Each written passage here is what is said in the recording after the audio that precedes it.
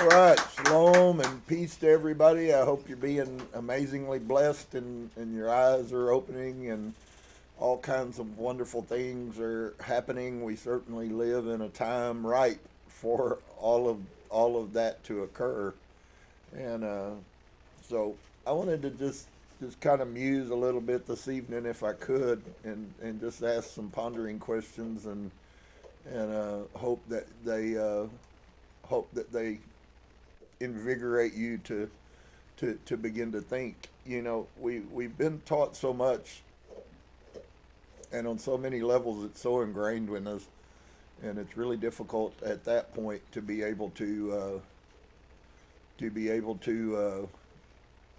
grab a hold of some of the realities of these things. And I'm sure that I'm not the only one who has seen more than one thing that you would have to question, and I think questioning is a really good thing, but I also think that if you can be open-minded enough to look past the questionings without having a knee-jerk reaction and running, which is what a lot of people are and will do, that's kind of been foretold as well, that to long enough to begin to see some of these other pieces go on and to begin to see some of the stuff happen. We're in a season, so I understand. We're in a time of manifestation is kind of what the spirit realm is saying, but we have to be very careful because how that is interpreted determines what that might mean to you. And although all of us have the freedom to choose to believe whatever we choose to believe, and be it by the world's standards, right or wrong, good or bad, any of that is a totally another conversation. But one of the questions I would ask to you on our journey of awakening, and it's quite a paradox, it seems to me, the journey of awakening, and there's a piece that we might ask ourselves, what is awakening? And if you haven't, I hope that you will. When you go to sleep at night and then you wake up in the morning, you have awoken.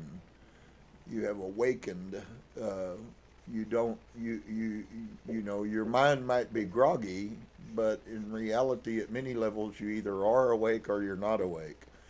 And so a lot of it is when you come to that place that you finally maybe begin to believe that there is more to all of this than just meets the eye, then things begin to roll pretty quickly. And so we then have to ask ourselves, because it's funny how it seems so that these things shift from paradigm to paradigm, and I'm sure all of you know what a paradigm is, but it's really just a state of thought, a view you have of something at a specific time. And so you hear people say that they had a paradigm shift. It meant that the way they viewed something was totally, if you would, in many cases, flipped upside down, and they're looking at the same thing, and yet it doesn't look the same. And there are many paradigms that are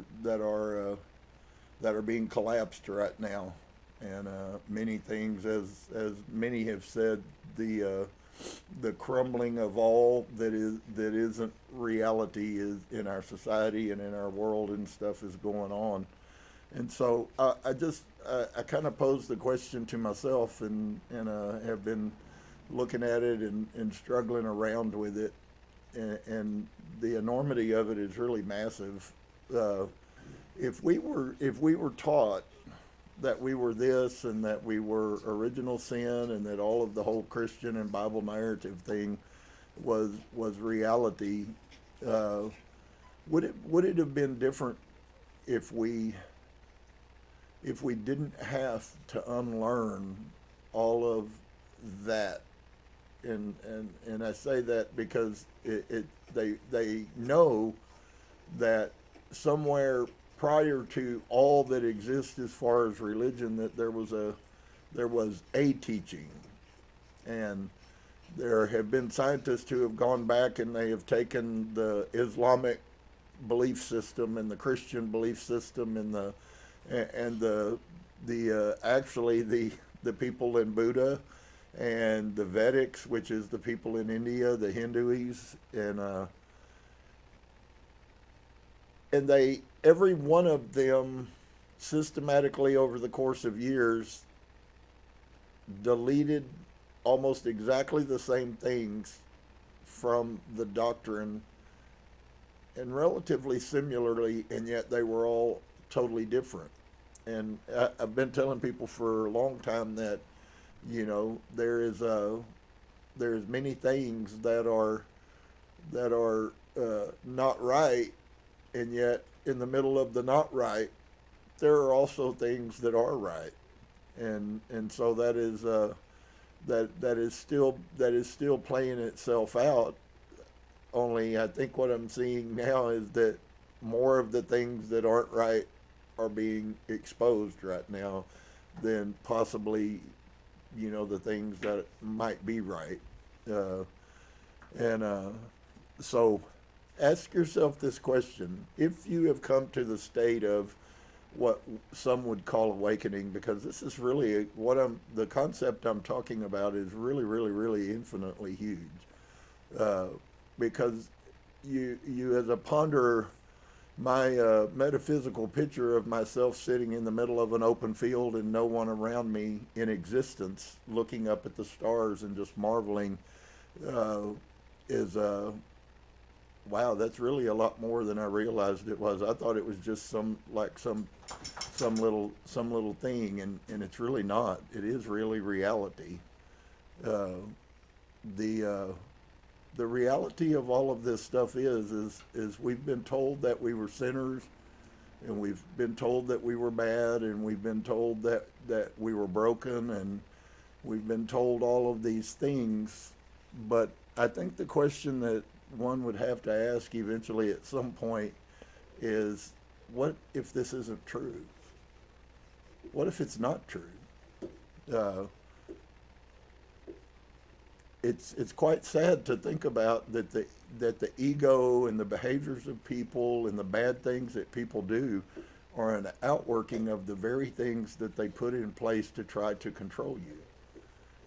People tend to, for whatever reason, I guess, as a species or as consciousness, we tend to be somewhat rebellious in our inner self.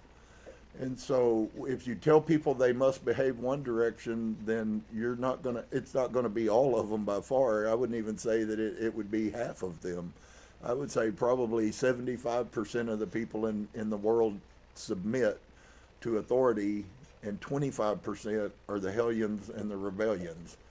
And so you see it, and maybe you see it more in your society or more in your area, wherever you live. You see a lot more rebellion than maybe somebody else really gets to experience. So some of this kind of becomes subjective. But what if in reality, all that we're trying to do, all that we've been told that we're doing, all that we think that we're doing, all that we're seeking to do, like to enlighten, and what if all of those things are really just another form of another false narrative? And I hate to say this, but I really think that that's actually starting to be proven and manifest itself.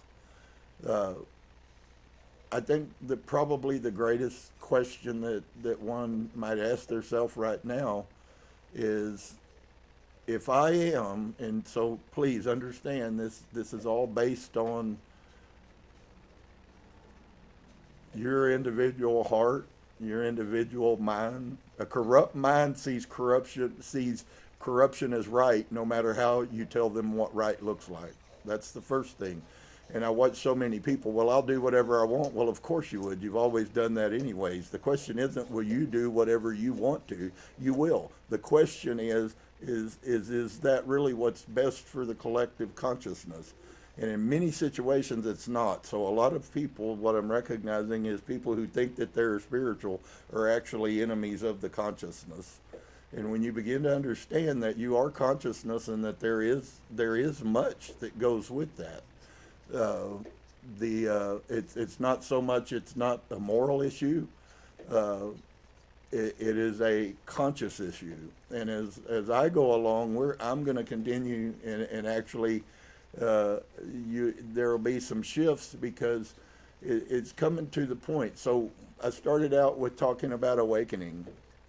I've kind of come up with this little conclusion of how it's supposed to go. First, we're supposed to awaken, and then when we waken, we're supposed to remember, but we don't know what we're supposed to remember. And so now we're in the remembering, but we don't know what we're remembering. Does that make any sense? Because it really doesn't make any sense to me. That all of this is all somehow steps into something that I already am. How does that work? How do I have to work to become what I already am that's just been so beat up and so beat down that I have zero knowledge of it, don't even know who I am truly, and when somebody tells me the truth, I don't even know what that is because I am so foreign from what truth is. And so you know, I've tried to share pieces of what are you? I can't help you. I can't give you the revelation, nor can I explain the revelation to you. You must come to that revelation, and at some point you will want, I would suspect, will want to ask yourself, who in the hell am I? And if you haven't gotten to that point yet, then you have much journey in front of you. But until we come to the place that we even care to find out if there's any truth in any of this, I suspect it will be quite confusing to someone that hears all of these words. As I said earlier, you know, well, we're in the remembering, and I hear that all the time all over the internet, and I go, okay, and I really would like sometimes to just blip into those things and just ask the simple little question, okay, so we're in the remembering, what is it that we're remembering? I mean, don't you kind of need to know that? I asked that a while ago only because it's not to be redundant, but because it's really, I don't hear many people asking that, and they just walk around talking about how they're remembering, but they don't know what they're remembering. And so then when humans find themselves in that spot, the door is then open for someone to step in and to fill their mouth with the answers to those questions. And I think that's really the piece that I'm kind of part of what I'm talking about. People that have been brainwashed and trained to function in a realm continue to function even if you change the realm. As Marianne taught the children in homeschool, Plato's cave, you know, there were people in the cave, friend, that didn't want to come out of the cave. In fact, they didn't come out of the cave. Even though freedom was presented to them, they couldn't see it. And I suspect that in the motto, there were people who came out, saw what they couldn't deal with, and they went back in the cave. Is that correct, Marianne, in the story? Were there some that went back in the cave? Yeah. They went back in to tell everybody. Okay, there were some that did that, and it wasn't brought up, but then maybe in Plato's writings, but I promise you there were some that went back into the cave because they couldn't deal with what was on the outside. And we're in the middle of that time, and it's happening so quick, and the shift is happening, and it's so powerful. You know, I kind of said at the front for those of you who ask questions, because I do have people that contact me and ask some very deep questions, and because there's really a lot of times there's really not answers. There's lots of broadcast shows that talk about something, but they're not actually sharing what's going on, and so that's to keep you lulled into not thinking. You know, you let them tell you what you're supposed to believe, and then you go to bed and you're no better off than you were before you heard it. It's inner revelation is what is going to have to manifest. It has to be inner revelation or it's useless. It's just words, and so there's lots of words being said by the millions, and so when we have this, I hope that the light will come on for them and they will gain inner revelation about the reality, because I think really if you come to the place that you ask yourself, what is it that we're trying to accomplish here? Are we trying to become something else? Do we not know what we're supposed to become? How does this thing work? And all of those are very valid questions that I think we have to ease and heed for our curiosity sake. And a lot of times those are the things that will propel us to go forward. But if we have awakened, so on this timeline structure of points along the road to destiny or whatever, okay, so there was a time and I had to awaken, and I'm not real sure whether I did that or I'm still doing that. I've met and talked to some people who are awakening for 10 years, and I just ask, if you had to do that on a daily basis, you probably would get fired from every job you have, because you would spend all day trying to awaken. And in reality, it seems like to me that if it is true that we all do possess higher consciousness, then I don't need to awaken to it. I just need to accept that that's reality and that I have been living under a false reality. Infinitely larger. You don't after an initial awakening that, hey man, we really have been lied to. There's no question that awakening had to happen, and it has to happen to everybody. So I'm not in any way speaking against the reality that people are awakening, but people have been awakening all through time. There were people in Christianity when the dark days that awoken, and they were killed for telling what they knew. And if we lived in that time today, there would be many more dead. And then we have a remembering, and I said that up. I've talked to some people, and I asked that question, and none of them seemed to know the answer. I would say, oh, we're in a time of remembering in the spiritual realm. Everywhere you go, it's all over the place. And then stop and look at somebody and go, please tell me what it is. What are you trying to remember? And most can't answer the question. Not in a logical thought process. They may give clichéic words. But what is it that we're trying to remember? Are we trying to remember that somewhere inside of us there is some benign force that exists? What are we trying to remember? Are we trying to remember that we're not Christians? Are we trying to remember that, it just really becomes a really quite huge question if you let it. I'm not having this struggle. I know I've talked to people and they are having this struggle, which is part of why I feel like I'm where I'm at in the right purpose for someone out there who's struggling, and they're being hung up and they're being hamstringed.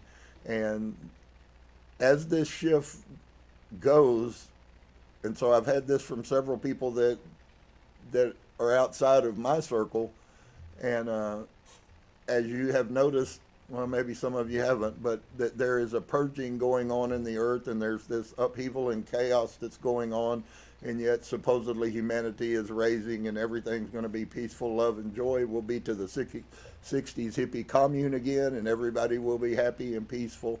And while I do believe that will happen, I don't believe anybody will create that for you. You have to create it for yourself.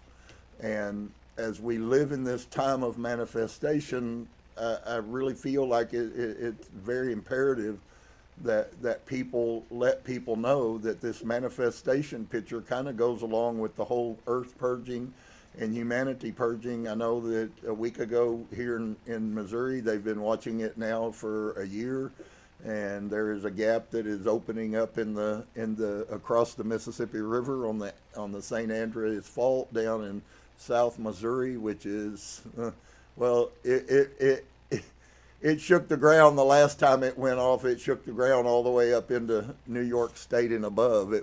There was that much reverberation there. And so that's also one of the pieces where the cataclysmic events that Dolores Cannon spoke about, when the east and the west coast both collapse into the ocean and a very small part of America is left. And so what might that mean if everybody's telling you how wonderful everything is, and these people prophesied, 50, 60, 80, 100 years ago, multiples of them, 5 or 6 different prophets, all said the same thing, that there is a time of great upheaval coming, and it is going to be the earth cleaning itself, and at the same time, it's going to happen amongst humanity, and it's going to happen amongst governments, and so is it important that we have confidence? I'll give you a little insight. Dolores Cannon said no one is going to be saved except those people whose frequency can master fear. No one. They're not going to be saved. So you're being filled. A lot of people are being filled with a whole bunch of really feel-good message, but there's more truth than what your people are being told and watching on television. They only get drawn to the things that make them resonate. Well, honey, I promise you, you won't be resonating because you're everything and you're all in a bag of chips when catastrophic things start happening to our society. And so let's don't talk about that, because that doesn't make the sales. It doesn't get the retreats. It doesn't make people, but it does put a control, just exactly like most people that came out of Christianity just got out of. They're just walking right back into the same thing. Something that makes me feel good, that salvation is cheap. And it's, wow, I know my message is hard. It always has been. I'm here for that purpose, to tell other people what people won't tell them. And I'm cool and peaceful. I know that that's my place, and I know that it always will be. I know that there will always be people leaving my life. That's never going to stop. But on the other side, there are going to be some people that find some help, and they will listen and pay heed.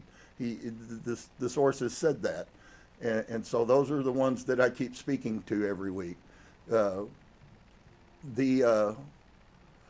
if the reality is that you really don't need to be looking so much for things external, but what if you just, I would say that more a concept instead of awakening and remembering, what if you have done those two, and it's now time to shift gears, and it's time to begin to have a time of activating, a time even more so, maybe that a step before activating. What about a time of acceptance? There's some of you out there that have heard this stuff, and you're really struggling with, can it be true? Can it be true that you are God? And if you've lived a Christian your whole life, friend, that's a hard question to ask. I know exactly how I would have answered 5 years ago. And you damn sure would have been a heretic, and you certainly wouldn't have been around me any longer. You can be whatever you want to be, but you wouldn't have been around me. Whether you left or I left, somebody's leaving. And so now I begin to sit here, and Source keeps bringing all these things and putting them in front of my face. And so I just feel like that for many people, those that think they've got it all going on and they're still functioning in their ego, and they're not really concerned about any of that, I'm not worried about that. I'm talking to people who have pure hearts, who really want to know the truth, and you're scared and you're lost and you're functioning in fear, and fear is driving you. What does it mean if you even think the words that you are God? For some people that I've grown up with in Christianity, that would be the hardest thing that they could ever possibly. And immediately the verse that comes to mind for me, coming from a Christian background, would say that only a fool says in his heart, there is no God.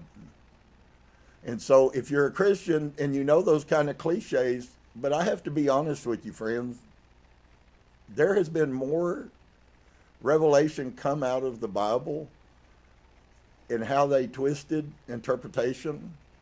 I was thinking today, it's so amazing that in the Nag Hammadi text that existed before Christianity even was begun, they talked of the demiurge, the one who was the only God, the one who was a jealous God, all very clear words that then get brought into.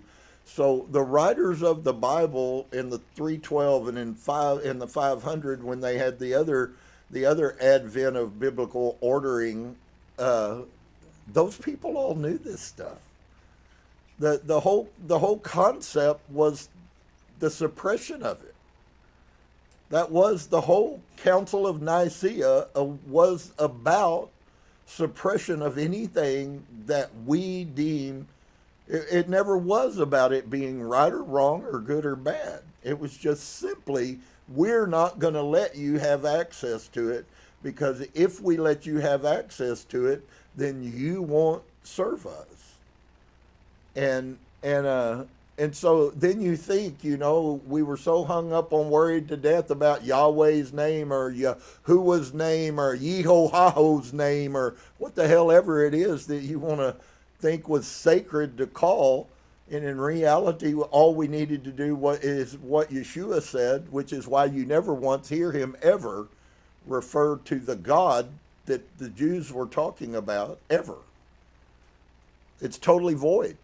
There's only one concept. Well, it was easy then to tell you that, Jesus called God the Father, and that's the interpretation. And so then you bought the hook, and in reality, none of it was true. He knew exactly who the God of the Jews and the God of Christianity were.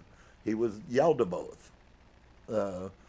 He was the one, and then the story, you were taught that a snake deceived Adam and Eve, and in reality the snake was the giver of knowledge, which was known for much time as the one that was the bringer of knowledge. And so you see that. And so what if it is true, for those of you who might be questioning, if you know it all and you got it all figured out and you're fine and you're ascending and you're doing all those things, this is probably redundant to you, but for those of you who don't, that's what I'm interested in. What does it mean that you might really be God? How does that look to you? How does that work to you? Since this is a personal thing, I certainly am recognizing a shift from having any interest to make people believe me to looking for the ones who hear truth in what I'm saying. And I'm not as concerned. A lot of stuff for me is shifting in this, and it's really pretty massive, and I have to hide most of it because most people can't deal with it. And so I then have to seek what I feel peaceful and comfortable that people might be craving for, those who are truly seeking. And I get those good questions. Well, what if? And what if there really are all of these spiritual things that seem so foreign to us? How does that look, and how does that feel? How does that make you feel? How can you imagine in your mind that you're really not a horrible person, because horrible was never necessary to be defined in the first place. That was done to manipulate. And so we buy it hook, line, and sinker, and by having that exposed to us, it then makes us have to make a choice between what has been interpreted as bad or good, which never existed in the first place. So if there isn't morality, understand, if you are a spiritually enlightened person and you screw with somebody and they bust you in the head with a baseball bat, you got what you deserved. Okay? It's really sad that we it's like we have to throw all of one thing away and call it negative, when in reality it never was thrown away. I assure you, in the time of Thoth in Egypt, you wouldn't walk up and you wouldn't do some heinous thing to some priest. You would have paid a horrible price for it. But we're too ignorant to even understand that there's a standard that we ourselves are supposed to be the rulers of. So how can you be spiritual when you don't even know what it is that you're supposed to rule? And instead you go about trying to rule everybody else instead of ruling the one that you have the power to rule. Which is why Yeshua had to teach that whatever you do to another person, you're doing to yourself. And whatever seed you sow, that's what you reap back. Those principles are not going away, friends. They're never going to go away. In the highest consciousness that exists, there will be a price extracted on you for behavior unseemly to another being. And it's your responsibility. There won't be a lot of the things that we think are going to happen, that it's all going to be good and that we can just get away with anything, whatever we want, and it's all cool. Because it's not that way, and it's never been that way, and it's never going to be that way. That's another part of the matrix lie. To love someone unconditionally does not mean that they don't receive punishment for bad behavior. It doesn't. And I'm sorrowful that a lot of people that I've seen have been deceived and lied to about that. But if you get out of the modern picture and you listen to the ancients, they never once told somebody it's okay for you to infringe on another human. Never. It doesn't exist in history except from the time of Christianity forward. If you were a country and you invaded another country, they killed you. Those were all mystics that were part of that. So it seems like people's minds aren't very clear about the moral and what the obligation to higher consciousness actually is. So they walk around mindlessly, which is the sickness we have in our society to begin with. Lack of concern for anybody except for self. And so as you go through this thing, you could ask this simple question on a daily basis, and you should. You should actually be asking yourself every day, what does it really look like if I am God? And of course, that's just initial, and that'll go away, and you'll move past that and begin to know that you are, and then you'll move into a whole nother series, and then you'll move on. But the reality is, dear ones, whether you ever do that or not, you still are. What I'm talking about is people who are beginning to recognize that they are, and they're not interested in the other things that are being offered to divert you, to subtract you. I've heard it said many times, and I think that Source is starting to expose that there are going to be people in this time that we're in, and they're going to just grab the principles. They're going to know the truth. It's just going to happen, and it's going to happen fast. I said that this is a time of manifestation. One of the things that people aren't talking much, there are people out there talking and telling the truth about it, but the reality is manifestation in and of itself means absolutely nothing except something coming that is supposed to be coming. And so some people think when they say, oh, well, I'm manifesting. Well, what are you manifesting? Are you manifesting ill will? Are you manifesting love? Or what are you manifesting? Because everything manifests. Okay? It's nothing but a construct of your mind. You brought it into reality through your mind, which is why we are all creators, which is why we're moving into a time when heaven can be right here on earth. But it has to be created by you. And so there is no doubt manifestation is increasing, but the full context of what that means, it has neither good nor bad connotation. It has either no right or wrong, yes or no, up or down. It is manifesting whatever is being drawn by the people. So if you're in a situation and you're constantly in the middle of drama, why are you constantly in the middle of drama? If you would ask yourself that seriously, you would find out the answer why you're always in the middle of drama. And the next thing that comes along and somebody says something and you know how they're going to react, so you say whatever you say, and then they react and you go, oh, well, I can't believe they started that fight. When in reality, it was nothing but you creating that. It's really, guys, it really is starting to become extremely clear. And I know it's going to be rough for everybody. It already is. Many people are struggling. Many people who have gone through years and years and years and years and years and years of teaching by people are still no closer to coming to the final understanding, which is simply, I am this and I've always been this. I listened to someone recently and they said that your personality on the other side is your personality now. So stop and think about what society is trying to do. Of course, you have to define personality, because a lot of people think their bad traits are what's being talked about when personality. That's not your personality. So if you have a bad trait and you go, well, that's just part of my personality. No, it's not. That is not true. On the other side, what is your true personality? And many people don't even know what their true personality is. Many of you are struggling because you don't have a clue about who you really are. And so you keep going from one thing to the next, to the next, to the next, looking for the super magic, hippie, psychedelic fabric show where, you know, a hit of acid solves everything. And it's not real, and it's never has been real. This is a very realistic journey that's in the process in front of us. And how do we control our frequency determines everything. You know, it's quite funny in the whole concept, and I've shared it a couple of times, but it really is a very dramatic teaching that we can get from Yeshua. Because ask this question: if Yeshua was the first of the humans, we existed before everything else that was created was created.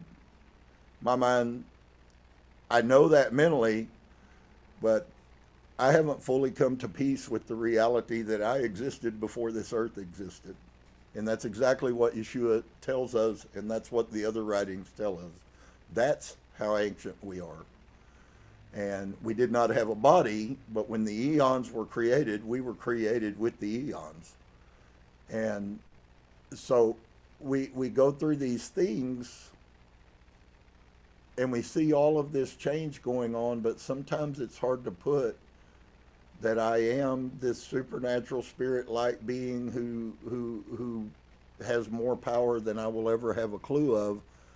And we get hung up on chasing all the things that everybody's telling you should be doing if you're going to be spiritual. And I'm going to tell you right now, there's nothing that you have to do. You're not broke. You have to function, and you have to function inside of the realm. But as far as looking, it's really more just an acceptance. So first you have to awaken that you need to awaken, and then you have to remember that you need to remember, and then you have to begin to accept or reject. And many will go back to Christianity and they will stay low frequency. Once again, it has popped up on the radar, and there's many people that want to run. They're not going back to Christianity. It's not going to Christianity. The truth is that the mass majority of people on this earth are not going to a higher realm. They are going to be taken off of this earth and moved to another planet. That has already been spoken for hundreds of years. That's in the works right now. The decisions that I'm speaking of that we all have in making the conscious understanding of what and who we are, is that process is already going on right this very minute, friends. So you know, if you're smarter and you've lived in higher realms than Dolores Cannon, then by all means. But I've actually heard at least 5 different speakers that have spoken over time of about 500 years, and every one of them said that people who cannot find themselves will be put in a place that is nothing but dense frequency, and that's where they will remain, hidden from the high frequency people. And that's the splitting of the earth that Dolores is talking about. And so I know that, you know, a lot of you think that just saying words that, I'm sorry, lies to me are not positive. I'd rather have the hard news that's the truth and know how to deal with the issue than I would to have, oh, well, it's all going to be okay, when it ain't going to be okay. So you know, everybody has to come up with, I guess, their own definition of what words are. But we really do live in a very trying time. And on one side, you have to do absolutely nothing except open your mind. And for many people, that's the hardest thing that they can possibly do, because the mind is how they protect themselves. If a person won't open their mind and look at theirself, why would they open their mind to truth that is going to expose them to theirself? And so they won't. I can answer that for you. They won't. So if in fact you can find it inside of yourself at the stage of acceptance, and as far as things are going, we certainly are edging into that it's time for people to begin to accept. For those of you that are scared to death and you don't know how this is going to go and you don't know how it's look, I get it. I understand that.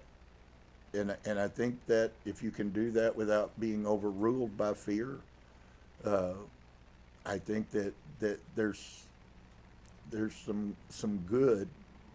We should be apprehensive, okay? Just so you know, the greatest people probably on our earth right now that live still have to deal every day, no matter how ascended they are, they still have to deal with fear. It is the thing that Dolores said was going to destroy most people, of these people, because as has been observed scientifically, people that are functioning in fear are very, very low, somewhere around 5 to 9 hertz frequency is what they are exuding.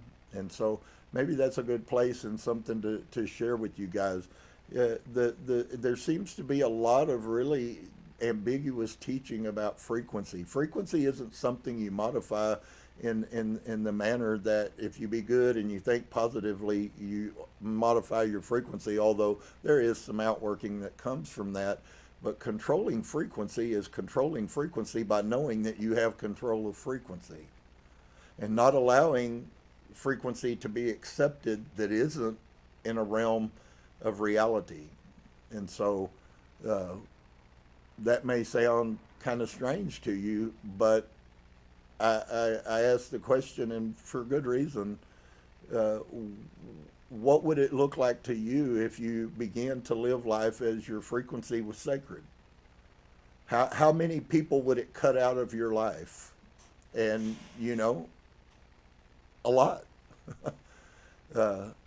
There's a prophetic statement that says that the separation is already in the works. It is the purging of the earth is the exact same frequency separation that's going on in humanity. And it may be a couple of years before you begin to watch this, but and some of you may already be seeing pieces of it, of people leaving your realm, or maybe you're recognizing the beginning signs of separation. Remember, I shared that with you 10 years ago, that source said that be very careful how you judge people's behaviors, because they are telling you what they're going to do. And so that's going to occur, and for some of you it'll be really difficult to deal with. But on the other side, the beauty of the whole concept is that birds of a feather flock together, and inevitably, when there are different frequency levels going on, they will repel each other. We are magnetic. Our frequency is totally based on magnetism, and so how and what you base that on? Do you base it on truth, or are you basing it on opinion? Are you basing it on supposition? Because all of those things are very important, and so the only way that we have, so I understand with the things that may be less than desirable that are coming, the only thing that there is in existence that will save us is our frequency.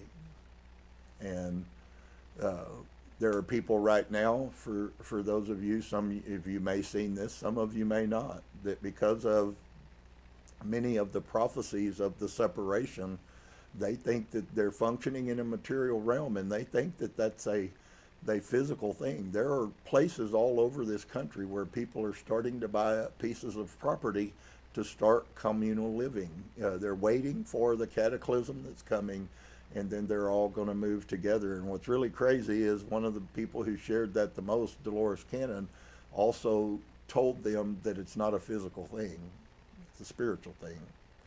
The new place that you must learn to live has nothing to do with moving to the center of America. It has to do with you and your inner realm. And if you do not find that, and you do not learn how to overcome and conquer fear, then it's not going to matter where you live, because the same thing is going to happen to everyone. I'm going to say it again, not because I'm trying to be, speak down or be redundant, but what is coming is going to be based totally on your frequency. If you are functioning at a frequency of love, well, we could go into hours of conversation over pots of coffee about what is unconditional love, and what is the frequency of love. What does love look like? It's quite funny that I am full monad. I am the monad. Whether you believe it or not is irrelevant to me. But I am the monad. I accept that responsibility, and yet I still have a human counterpart to overcome and to deal with. And so if you're struggling with that, please don't stop struggling. Don't turn around and go backwards. I know that people are going to do that. My encouragement would be, please don't do that. It's not going to fare well for you. And of course, I know we don't like those things, but at least for a long time, there won't be, for those that are going to this other planet that has already been prepared and was being prepared 60 years ago, where low frequency people are going to reside and play out their whole karmic thing. And I almost get like it's like a hyper archon state. So you're going to just constantly feed. You're going to live in the cycle loop of pain, and pain generates energy, and energy feeds the archons, and so they just feed you more pain and unhappiness and unpeacefulness. And that's going to be the existence for, depending on who you listen to, 85 to 90% of the people on this earth. And so to be someone who does, while all of us possess the light of the monad in us, not everyone will come to the place of acceptance of that. And so I felt like that's a really valid message to help you as you go through your reflection. And there's a lot of things that are really being exposed about this line, and it's kind of a shift that I see in the spirit realm. That's all of a sudden things that I've been saying for months, people are starting to say. And that's for those that have been around me for any time, that's always gone on. And so the reality of it is, dear one, is that it's good. I hope that you have remembered that we are divine. We all have to come to that place.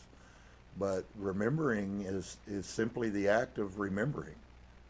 Okay, I am God. Now, what does that mean?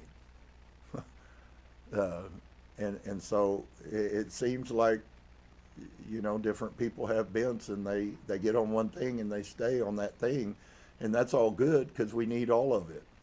But the reality is that we have to move on once we learn the truth. There's more. We don't have any concept of how great we are. We don't know how much power we exist. We don't know. I have people around me, and I listen to their words all the time, and I hate to tell you this, but a lot of times I just want to look at people and go, look, you did this. When are you going to see that you're the one causing this unhappiness or unpeacefulness or unrest or whatever the thing may be? And we don't want to do that because it's hard, and we're supposed to love people, and love is all being kind and not telling people the truth, right? That's what love is, right? I I think you'll find in the after realm that love is being honest with people and authentic with people, not fake and not lying to them because you don't want to have to deal with somebody's feelings. And so for those of you who are starting to recognize that this may be true, if you're still struggling, please continue to struggle. The struggle was not put here to hurt you. The struggle was put here to help you grow. This is another amazing revelation. I've been preaching for 30 years and it never went over in Austin. It never went over with Christianity. It never went over with anybody. And yet it's one of the greatest truths that exist, is that the struggle actually is kindness. And it is put here in front of you for you to grow by it. You will not grow without the struggles in your life. And so what does everybody do? They pray, oh God, stop this struggle from happening. And of course there isn't a God, and the monad is unexplainable, and it's all frequency and that frequency wall that you hit. And I encounter this a lot, and it's just been in the last bit that I've begun, and it is starting to change my outlook on things. When they come, I'm trying to see what it was, and that's good, but there's actually further that needs to be gone in that direction to then turn it around and use the bad thing to your advantage, to your benefit, to your blessing, and see. Because the problem is if you don't see the lesson, you're just going to go through it again. Okay? That's why so many people do so many stupid things over and over and over again, because they never learned the lesson. When you learn the lesson, most of the time you'll cease from doing the stupid thing again. So, but there again, if you tell people that, they're offended by it because, well, you're being unpositive about it. And there's nothing you can do at that point but keep your peace inside of you, even if the emotions are raging, even if you have to stop and breathe and allow the 90 seconds for the negative frequency to move on, and then to call in your base frequency, which hopefully is peace and love and those kind of things. And I know that what I'm saying is right. I know that many of you don't know any of the things that I'm saying, but this is not like Christianity, friends. This isn't some ideals you go to church and hear somebody tell you about, but you never do. If you continue in that program, you will end up in an unhappy place. It's not hell, but some might deem it as that. So I hope that you will recognize that you are capable of doing this. The only question that exists today is, will you? So I hope you'll take some of that and use it. If you see a little piece in it, my time was worth it. If one person sees truth in it and it affects their life positively, and thank you to all of those that write me and ask me questions. Your questions are 100% valid. This is the most amazing leg of journey. I said that 30 years ago. I had no clue 30 years ago where I would be 30 years later, or the things that would have been said to me and the changes that have been made. But I do want to encourage you that even though it feels difficult, or even though if you're confused, because we do lack some wisdom and understanding, and those things are coming. We are headed into a Sophia time. So I'll just, in closing, I will say this. Those of you who will come to the point of accepting that I am, and then begin the journey of exploring what that means, you will move into a time that is Sophia, a Sophia time, if you would. I'm using that term figuratively, but a Sophia time. Sophia Pistis is divine wisdom. And when you begin to move past those things in acceptance, see, until you come to the acceptance inside of you, there's nothing that you can access, because you don't believe any of it. Even though in your mind, you may say you do. It's not in your mind where you need to convince the source of what the source doesn't care what you think. The source cares what you feel. And so when you know I am divine, that's a different story than someone saying, I am divine. And if you're there, continue. Okay, don't quit the affirmations just because it hasn't become revelation yet. In time, it will become revelation. But it must become revelation for you to begin to benefit from it practically. It can't just be words. That's why we say words in their affirmations, and we should do that, and we should continue to do that. But at some point, those affirmations have to become authoritarian statements of sovereignty. And that's the difference between an affirmation and a revelation. And so I hope you guys will grab a hold of that. Keep charging ahead. If you hit a wall, look around the wall and find out, why am I encountering this in my life? And what is it that I'm not seeing? I promise you the universe will show you every time. I haven't had it fail for me anyways. So the bad is not what we were told. Bad is not bad. Bad is right. It is there to bless you and grow you. And without it, you will not grow. So peace in the midst of all of the chaos, that's the real journey. It's not peace because everything's good. That's the misnomer that human minds have propagated. Peace in the middle of the adversity is higher consciousness. Shalom to each and every one of you. May you be blessed in every way. Namaste.